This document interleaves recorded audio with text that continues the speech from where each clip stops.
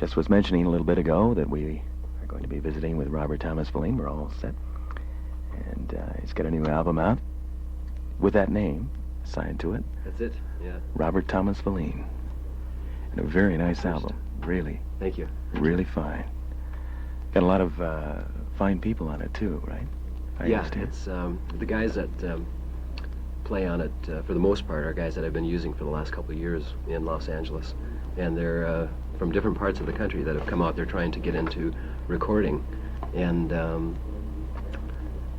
they have, within the last 2 years, they've made pretty good ground and are getting into some pretty good things. So they don't, only one of the guys will be traveling with me, and that's a piano player. And the other guys are trying to work themselves into a studio position. They've been working the road for a long time, and they want to get into something that's a little bit more stationary. So they're not familiar names, but they're really fine names, and I think that they will be familiar before too long. Rodney Dillard is familiar, though. Rodney Dillard is definitely familiar, right? Really? Yeah. Sent a couple of cuts, I think, isn't he? He played on, we were looking for a dobro player, and he's a friend of my producer, Dallas Smith, and he happened to be in town, and so we called him, and he came down and was happy to play on it, and we were glad that he did. There's not too many dobro players in Los Angeles.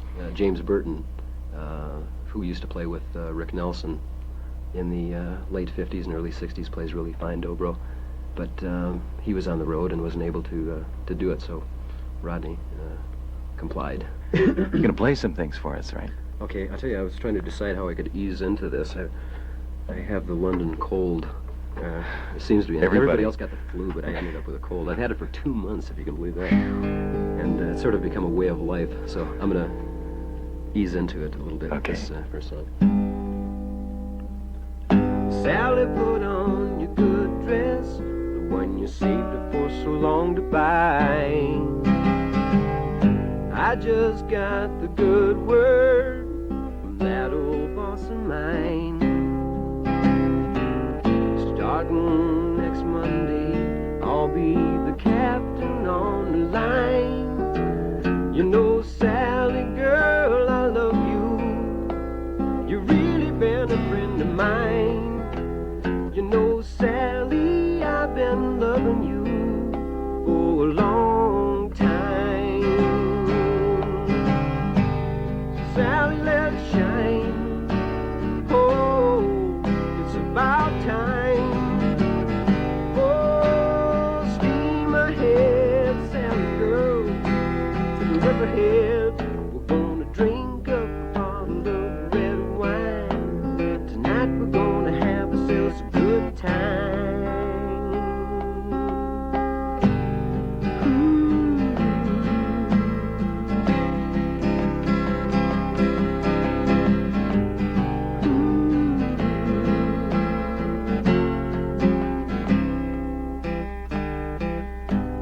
We talk about a good time, we sure have had a few.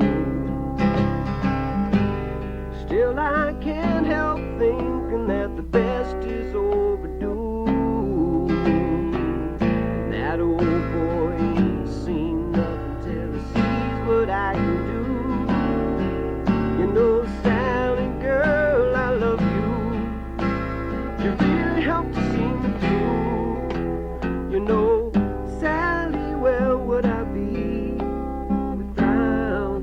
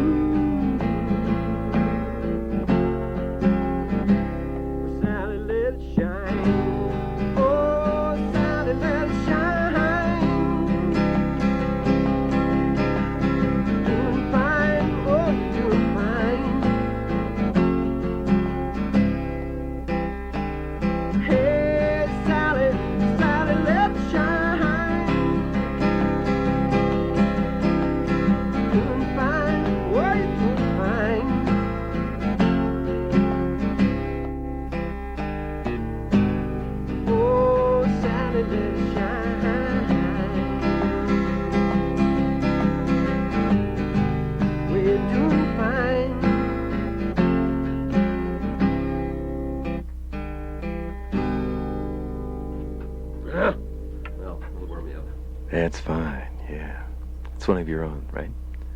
Right, that's from the album, Dr. Pepper, huh? yeah. Dick Clark turned me onto that years ago. Oh, yeah?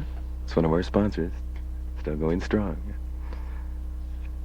I understand Jay Cooper is from a town about 100 miles away from you, right? Yeah, that's what he's saying. Right in the area. He's back again. Here he is.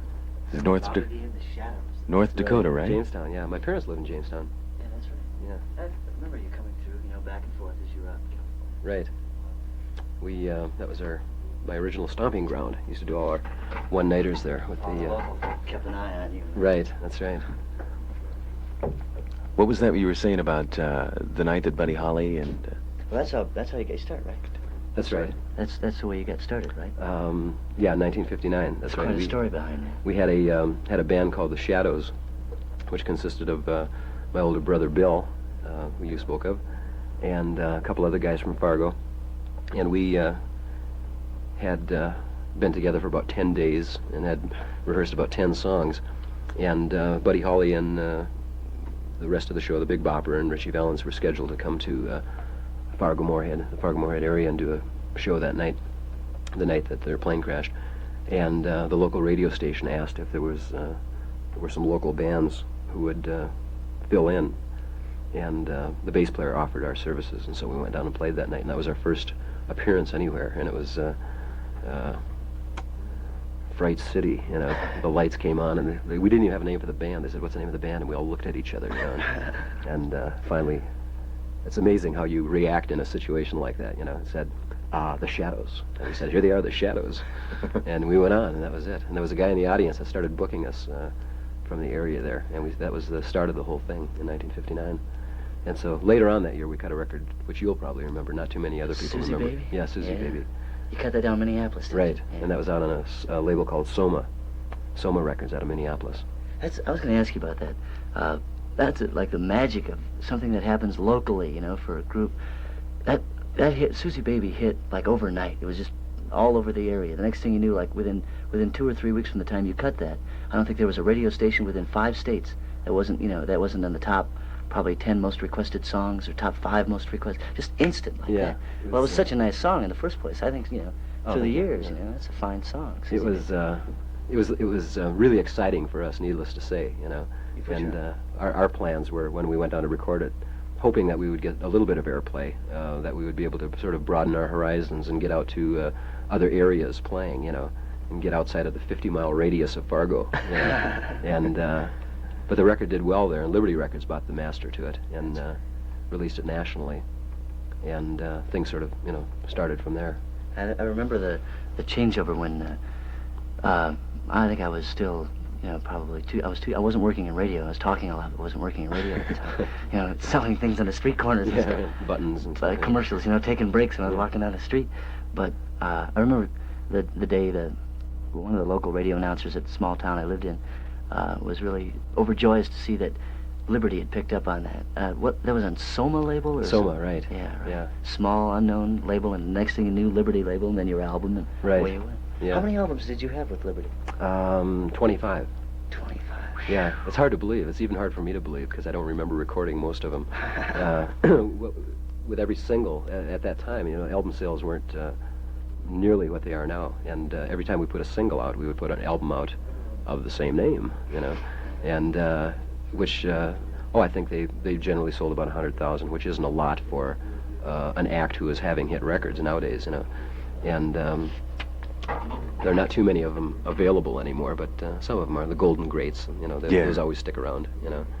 And I was going to ask you if you had most of them in your collection. I don't have all of them. I have most of them though. I think I probably have 20 of them.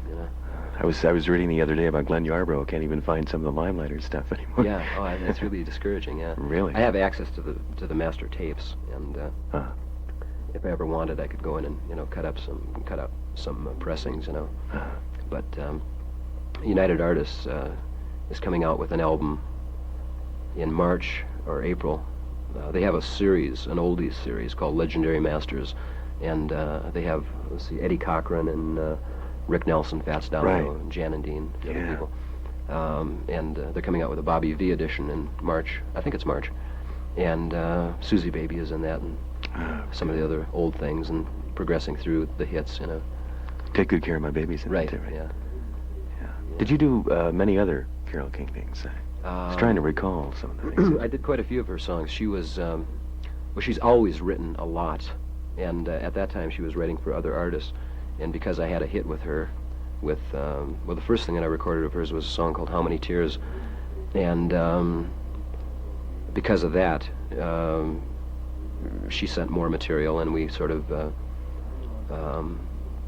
struck up a relationship, and we got pretty much first choice of all of her material, and which worked out well for everybody, you know. And I cut, let's see, Take Good Care of My Baby and Run to Him. No, Run to Him was written by Jack Keller and Jerry Goff and her husband at that time, and we cut Walking with My Angel and Sharing You. I probably cut 15, 20 of her songs over the years, you know. And even now, she's still one of my favorite writers. I really enjoy her. I mean, aside from her artistry, she's a fine artist, but I enjoy her songwriting. She's always been very much in the present, which is the reason I think that she's been able to sustain herself over the years as well as she has. You know.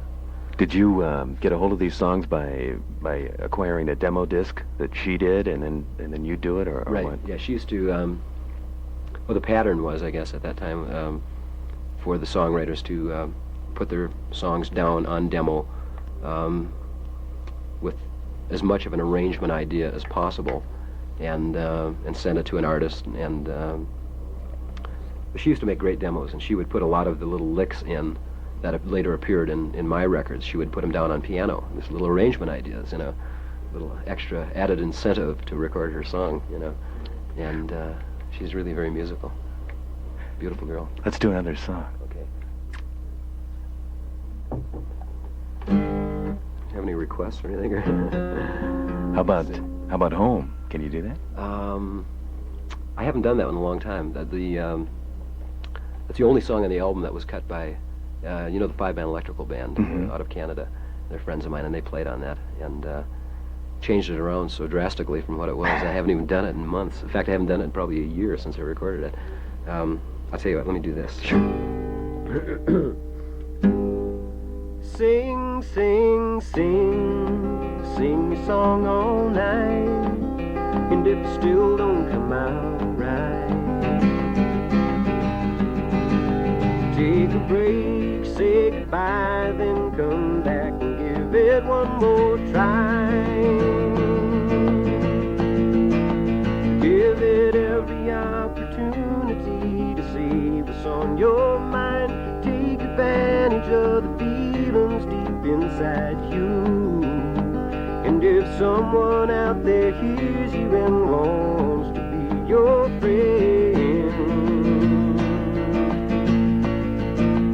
you've accomplished what you wanted in the end. Love, love, love, love her with all your might. And if you still don't come out right, get away, take a walk, and come back as fast as you can talk. Give her every opportunity to know what's on your mind. Take advantage of the feelings deep inside you. And if somehow she should hear you and want to be your friend, you've accomplished what you wanted in the end, in the end. You've accomplished what you wanted in the end. Life, life, life, live it with all your might. And if you still don't come out right, get away, think it through. Only you know what you have to do. Give it every opportunity to be what's in your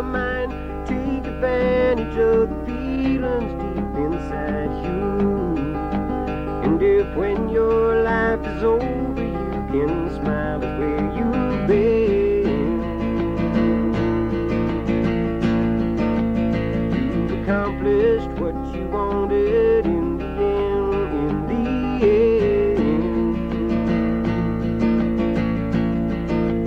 You've accomplished all that matters in the end. Yeah. What's the name of that? Every Opportunity. Oh, that's so nice. You still do take good care of my baby, don't you? And oh, you haven't been Yeah. touring very much, though, right? Pardon me? You haven't been touring very much recently. No, I haven't. I haven't been out on the road in about 6 months, and I'm just preparing to go out in March, about the middle of March. Beautiful. I'm going to go out. I hope Denver's on the. I really hope so. Yeah, I'm looking Yeah. forward to going out. It's a drag, you know, to not to be a singer and not be singing. Do you do any more of your old songs? The Still? old songs? Yeah. No. Let's see. I've got a sort of an up thing that a song that I wrote on the album previous to this, which was out in 1960. I think it was 69. And this is sort of a. Let me get my capo in position here. This is a rock and roll story. It's sort of the story of a lot of groups, what happens to a lot of groups. And see if I can remember. I haven't done this in a while. It's called Annie Joined the Band.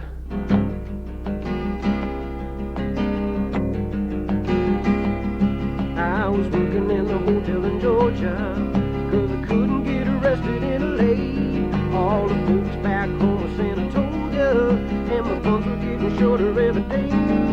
The Annie joined the band, people clapped their hands and started getting into what we had to say. Annie joined the band, people clapped their hands and said, Annie, we're really digging what you got to say.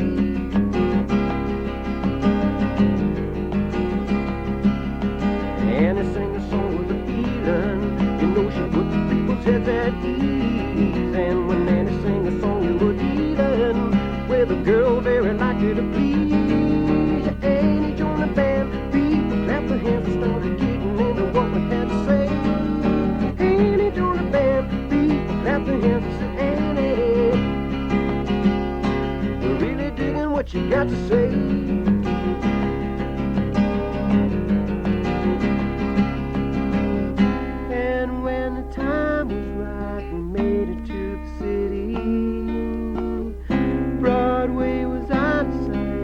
The girls were pretty,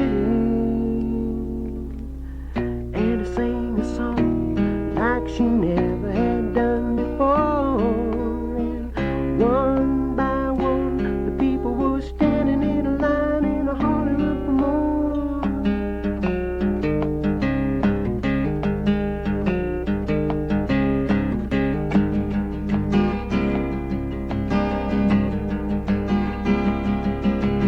And I met a fella named Danny. He had the papers in the palm of his hand, but he was only interested in Annie and not a funky little rock and roll band. So Annie quit the band. Danny took her hand and started getting into what she had to say. Annie quit the band. Danny took her hand and said, Annie, you really didn't need him anyway.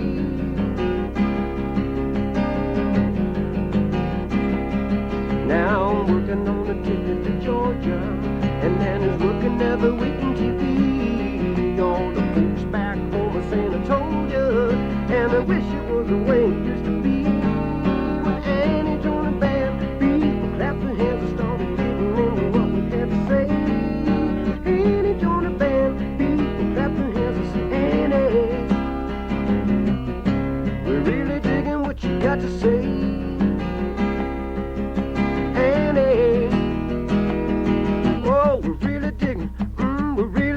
What you got to say?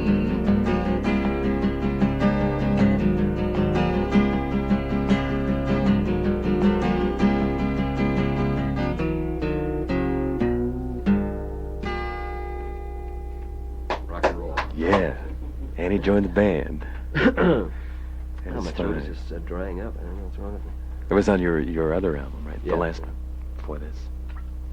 I'll tell you, would you like to hear a real oldie? Yeah. Okay. Yeah, really. Oldie.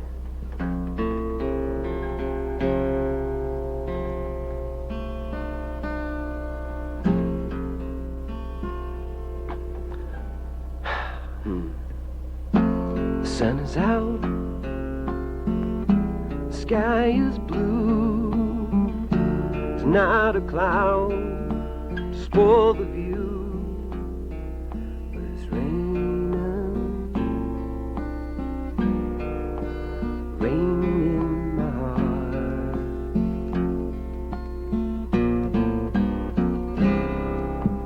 The weatherman says clear today. Doesn't know you've gone away, and it's raining, raining in my heart.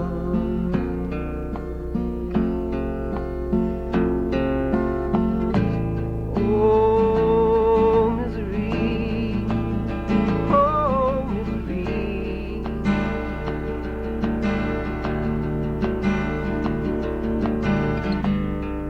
What's gonna become? What's gonna become of me?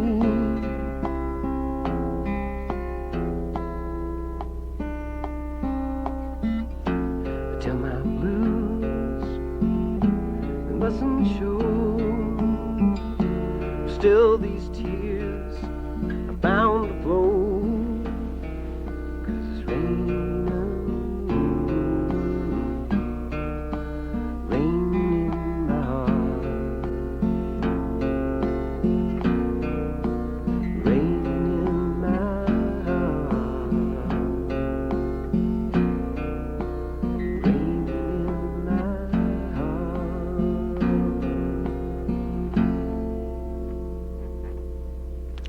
Fine. It's an old Buddy Holly song, Yeah. one of my all-time favorites. I did an album with his group, the Crickets, and that was a lot of fun. And I see them quite a lot. I did an album called I Remember Buddy Holly in 1963, which was a lot of fun for me. Just did all of his old tunes. That song reminds me of 57 Chevys, man. Yeah, right. Yeah. Do you remember that bit about Bob Dylan going around saying that he was you? Yeah. I That used came to, out incidentally in the recent biography on Bob Dylan. Yeah, I used to, well, for the first couple of years that I was recording with Liberty Records, I was commuting from Fargo to Los Angeles and sort of going to school at the same time, you know, and, or when I had time anyway. And I used to get into Minneapolis a lot, and I used to work in Minneapolis quite a lot, and I was always hearing that I was there, you know. And, hey, weren't you just at a party last week? Yeah, I'm sure you were, man. You're singing songs, yeah, you know. And that whole thing used to hear from people all the time, you know. And I used to, you know, just deny it. No, it wasn't me, you know. It must have been somebody else, you know. And You didn't know who it was? It was years later, I found out, you know, he was running around using my name. There's another chapter to that story in that he used to, he's from the Iron Range up in Minnesota, and he came through Fargo in the summer of 1960, and he was working at a place called the Red Apple Cafe. He was a busboy there, and his Bob Zimmerman, you know. Right. And we were looking for a piano player at the time, again, wanting to sort of broaden our musical horizons. And we were asking around, and there weren't any piano players in the area. And we went into this junk shop that we used to frequent and buy all of our equipment at, in our wardrobe and everything. And the guy said, yeah, he said, there's a guy that staying at my house that just came off the road with Conway Twitty. And we said, no kidding. And he's looking for a job, you know. I mean, isn't that the way? Isn't that luck? You know, so we said, well, you know, where can we meet him? So we met him over at the radio station, and he went and he played some rock and roll piano in the key of C. And we said, you're hired. And bought him a shirt that matched ours. And he became one of the Shadows for 2 nights. And we decided that, I think we paid him $15 a night. And it was really a hassle working up in places like, if you can believe this, Gackle, North Dakota, and see where else. I don't remember where else we played. Well, that's good enough. Covers both days. And you know, in the church basements and things like that, with old white broken down pianos, you know, with no ivory left on them. And plus, he only played in the key of C, so we decided that it just really wasn't worth it, you know, and sent him on his way. And about a year and a half later, well, I guess it wasn't even that probably. We were playing in Staten Island, and one of the guys in the band saw him in the audience and reacted that that was Bob Zimmerman. And it wasn't the sort of relationship where we would say, "Oh, no kidding," run out and embrace him, you know. It was just sort of wondered how he got so far east, and left it at that. And then about a year after that, I saw his first album in a window, a little record shop window in Greenwich Village. I was down there, and I recognized him from that and checked into it. And sure enough, that was him, you know. It's amazing. When did you say you're going to start a tour now? Going out the middle of March, Oh. and really looking forward to it. There are so many little intimate clubs around here that'd be just right for you. Yeah, that's what I've been hearing. Yeah. I'd love to get into this area. Just opened a new one too downtown, so it's really Yeah. that kind of thing is really coming about. The intimate atmosphere, you know, for a performer, which is just right. Yeah, I really feel that it's got to the opposite extreme, which that is, of the large concerts. You know, Yeah. There's something, I think, even as a performer, something left to be desired from playing in front of 15,000 people that somehow eliminates part of the intimacy, regardless Really? of how quiet they get and how attentive they are. And you can really feel a small audience, you know, even up to 1,000, 1,500 people if the atmosphere is right, you know. But we're aiming at places smaller than that even, you know, from 100 to 300, 400 people. Yeah, we have a couple of those in the area Yeah. that are very big, very strong. Yeah. Well, what were you doing exactly between the last time we heard from Bobby V and then just recently with the I've been recording. As I mentioned, the album previous to this was out in 1969, and I've had a couple singles out that haven't done anything to speak of. In fact, one of them was a Carole King song, "Sweet Sweetheart," from one of her early albums. And but aside from that, I've been touring. And this past year, I was most of my time has been in the South and in the East. Let's see, I was in England for a couple months and I did some clubs over there. England is really nice. It's such a small country, and the people, because of the press over there, the newspapers, Melody Maker and New Musical Express, which are sold on the streets over there, are very much into the business end of it. They're aware. It would be sort of like our Billboard magazine or Cashbox magazine being sold on the street. I guess the closest thing that we have to their publication is Rolling Stone, which is serves the people and the industry at the same time. I've never heard anybody say that before. That's very interesting. Yeah, and they have they've had those publications for a long time, and plus it's a small country, and so if you have a hit record over there, you do the television shows and radio, and the saturation is unbelievable. So everybody knows about you, and because of the socialistic government, there's a limited amount of radio devoted to contemporary music. As a matter of fact, I think last year when I was over there, I was told that there was something like somewhere between 60 and 70 hours a week devoted to all sorts of music. That's rock and roll to classical, country, western, everything, you know. So there's if your record gets played a couple times a week, you're in good shape, you know. And if you have a hit record, it might be played 10 times a week, you know, and everybody hears it because there's only a few places to go. So Yeah, the BBC is really loosening up. yeah, they are loosening up. Yeah. This year they're opening local stations in different cities over there, you know. We've been So that's gonna be good. we've been subscribing to the BBC concert series, and so far we've ended up with people like Pink Floyd and Jeff Beck and Led Zeppelin Yeah. at the BBC, which you never would have thought of Yeah. before, you know. They do. They come up with some really brilliant productions, you know, television and radio, you know, musical productions, and but the country is really going backwards, you know, as far as I don't know. I would hate to be a young Englishman. Let me put it that way. Really? Yeah, I would be very frustrated. You know, there's just not enough outlet. You know, Were your records pretty well received over there in the early yeah. days? And the people, as I started to say, they're because I did have hits over there, and the same with every artist. They allow you to go on and do pretty much whatever you want to do. You're not really required to do hits. Most of the artists that go over do their hits, but they can do pretty much whatever they're into at the moment, and the people will sit and listen, you know. And whereas in this country, we're so used to buying whatever we want, you know, paying for whatever we want, and we don't have to be bothered with what we don't want, that the audiences sometimes are very demanding in wanting to hear all of your old songs and nothing but your old songs, you know. And so it's difficult to work at times, you know. And That is so true, what you just yeah. said, really. Mm-hmm. Yeah, Try Joe. to add anything to it, you know. Joe Walsh and his new group Barnstorm were recently here in Denver to premiere, so to speak, the new group. Yeah. And they still wanted a lot of the old James Gang stuff, and he wanted them to hear his new stuff. Yeah, right. That's the way it is. It really Yeah. is. You see that so much at so many concerts. Yeah. But that's very interesting, though, the difference. Nobody's really mentioned that in depth like that before. I got one quick question. Can I ask you a question? Sure.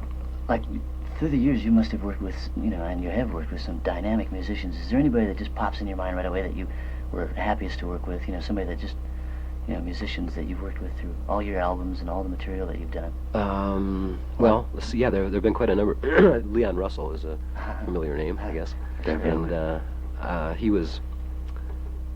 Oh, I see. I met him in 1960. He came out and started doing sessions in Los Angeles, and developed to a point of getting into arranging, and was doing a lot of arranging from about 63, 64 on, as well as playing. You know, and he was very introverted, and as a matter of fact, the opposite of what he is now, or of what he appears to be now. He still is, I think, basically a introvert. You know.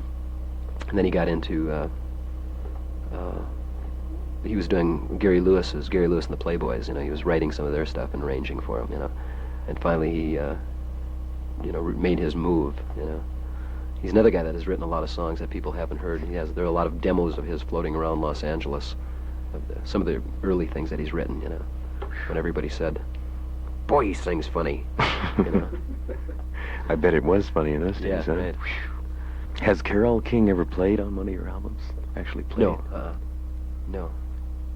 No, I was trying to think. I thought she had, but Did she work in sessions very much in those days when she was doing the demos? no, she never did. She didn't. No, she was just, you know, writing, and she would fly out to Los Angeles occasionally. Spent all her time in New York, but she would come out to Los Angeles occasionally when we were recording, you know, come by. But Leon Russell was.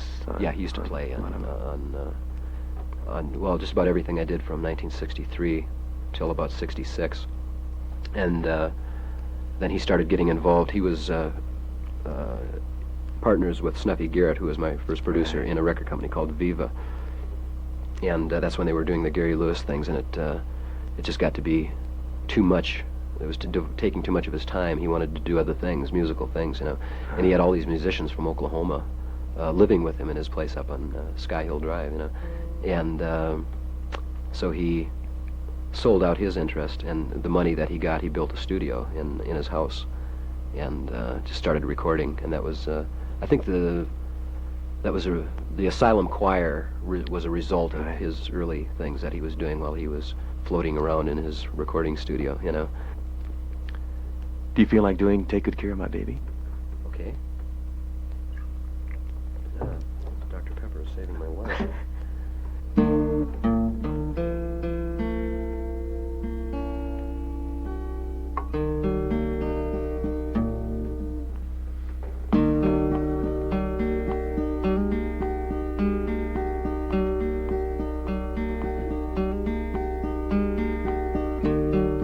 Take good care of my baby.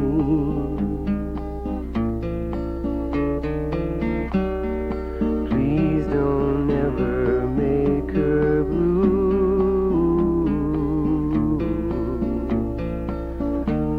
Just tell her that you love her. Make sure you're everything you say and do.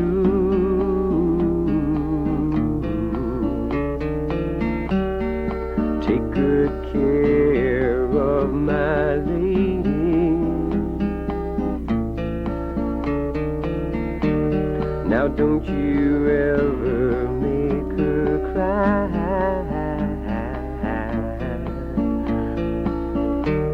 Just let your love surround her, paint a rainbow all around her. Don't let her see a cloudy sky.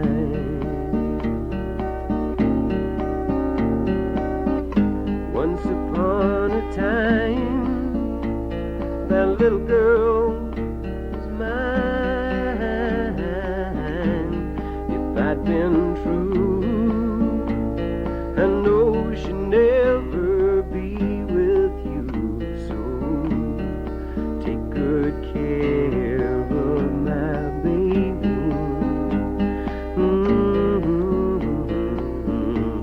Be just as kind as you can be.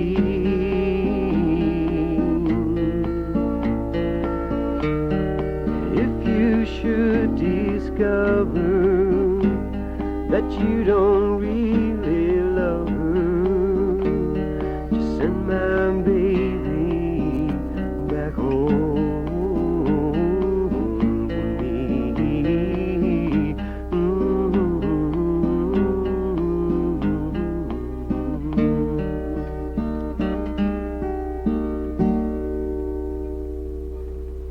Robert Thomas Velline. Name of the album and name of the man we've been talking to. Really, thanks very much for dropping by. Hey, thank you for having me. It's been really, really beautiful. Next time I come back, I will have my nose cleaned out. No, it didn't sound bad at all, man. Well, listen, I really hope that you can get back to Denver soon and, play Thanks, some man. music.